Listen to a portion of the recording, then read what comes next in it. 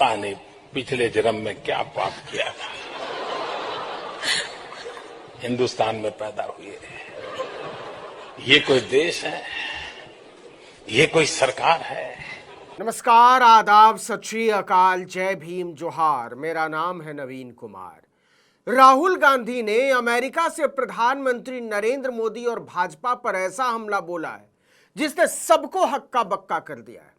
उन्होंने बोल दिया कि नरेंद्र मोदी बेईमानी से तीसरी बार सत्ता में लौटे हैं, वरना वो आज प्रधानमंत्री की कुर्सी पर नहीं विपक्ष में बैठे होते। जी हां, राहुल गांधी ने 2024 के चुनाव के निष्पक्षता पर सवाल उठा दिया है। We were getting inputs from the regular sources. Some of the intelligence agencies were also, we were getting some of that information. It was pretty clear that they were in trouble. उन्होंने America दौरे पर एक लिहाज से खुले शब्दों में लोकसभा चुनावों को रिग्ड कहा। उन्होंने कहा कि चुनाव निष्पक्ष नहीं थे और संस्थाओं पर कब्जा कर लिया गया था। राहुल ने आरोप लगाया कि भाजपा को वित्तीय लाभ मिला और मीडिया तथा जांच एजेंसियों पर भी आरएसएस का नियंत्रण था। जो बात राहुल ने कही वो है, अगर निष्पक्ष चुनाव होते तो बीजेपी 246 के करीब भी नहीं होती। I don't think the BJP, in a fair election, they were nowhere near 240 seats. No way. देखिए, ईवीएम को लेकर तो लंबे समय से सवाल उठते रहे हैं, लेकिन सीधे सीधे चुनाव पर ही सवाल ऐसा पहली बार हुआ है।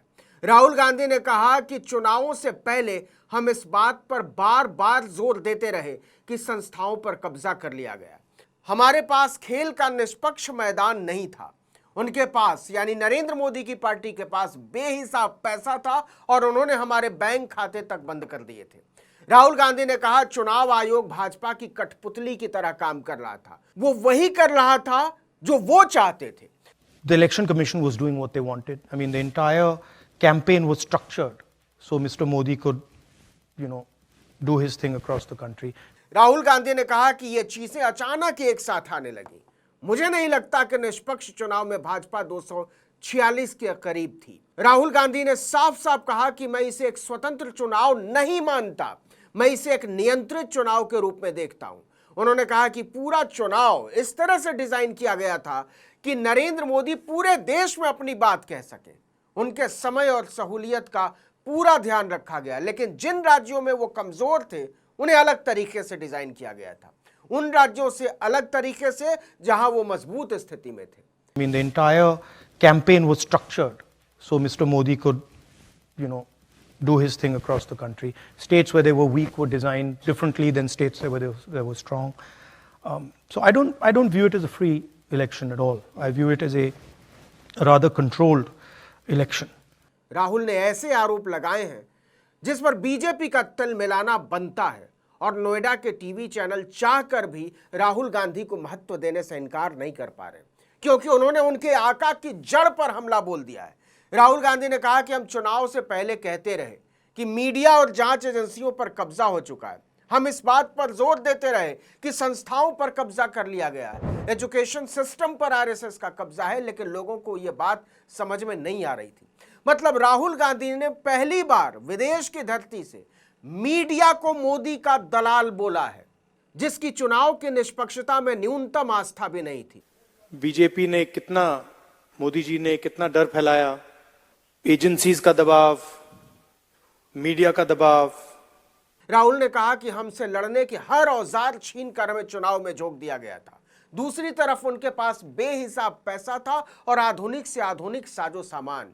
फिर मैंने संविधान को सामने रखना शुरू किया और मैंने जो कुछ भी कहा वो अचानक से फूट पड़ा। गरीब भारत, उत्पीड़ित भारत, शोषित भारत। देश ने समझ लिया कि अगर संविधान खत्म हो गया तो पूरा खेल खत्म हो जाएगा। लोगों ने समझा कि जो संविधान की रक्षा कर रहे हैं और जो इसे नष्ट करना चाहते हैं, ये उनके बीच की लड़ाई है।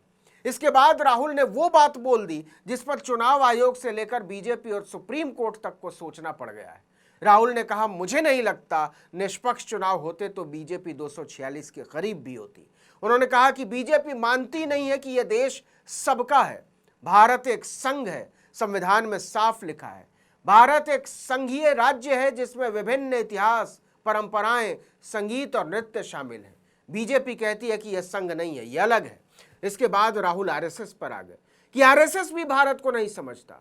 वो कहता है कि कुछ राज्य दूसरे राज्यों से कमतर हैं, कुछ भाषाएं दूसरी भाषाओं से, कुछ धर्म दूसरे धर्मों से, कुछ समुदाय दूसरे समुदाय से कमतर हैं। हर राज्य का अपना इतिहास, परंपरा है, लेकिन आरएसएस की विचारधारा में तमिल, मराठी, बंगाली, मणिपुर ये कमतर भाषाएं हैं। इसी बात पर लड़ाई है। आरएसएस भारत को नहीं समझता। इसके बाद से राजनीति गर्म हो गई है और आरक्षण को लेकर उनके बयान के एक हिस्से को उठा लिया गया है।